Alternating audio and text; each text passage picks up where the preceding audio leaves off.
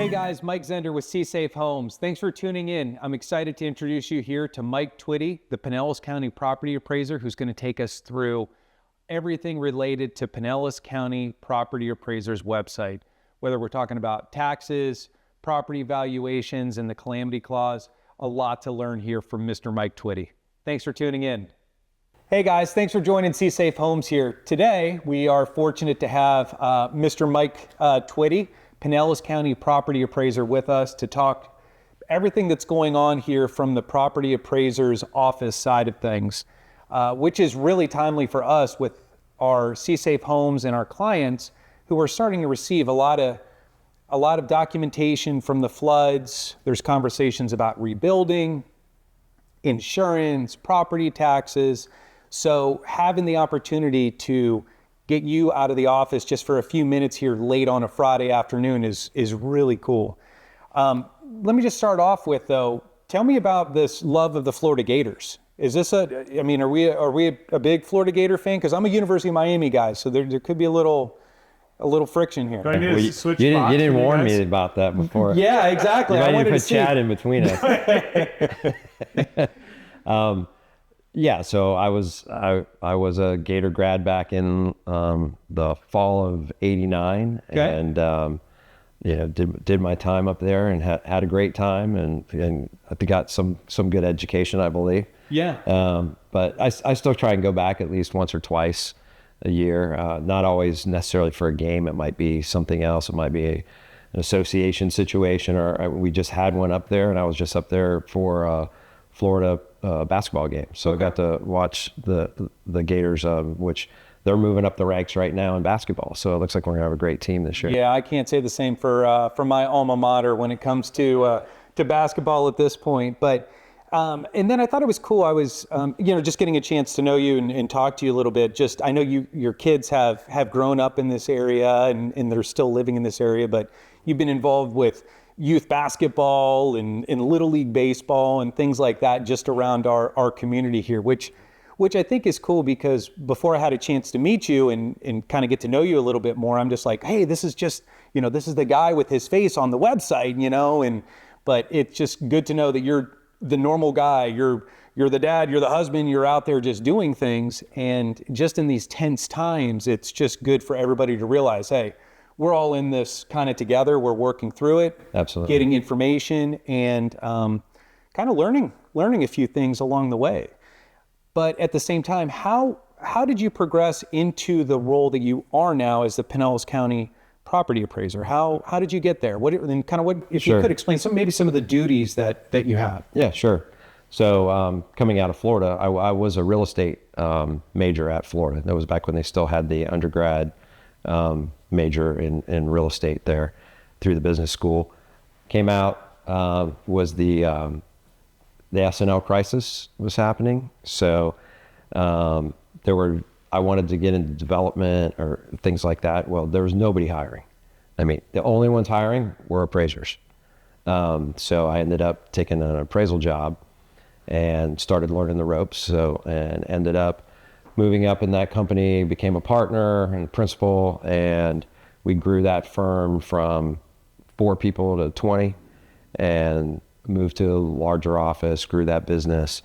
We were very active up and down the west coast of Florida. I ran the commercial side with another partner, and then we had a full service residential side as well. I had another partner that managed that side of the house.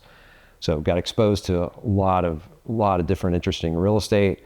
I did specialties like marinas and mines and mixed use. And so I would travel all around the state and sometimes out of state for different projects, some right-of-way stuff. We ended up building a eminent domain team as well. So just got exposed to a lot of different things.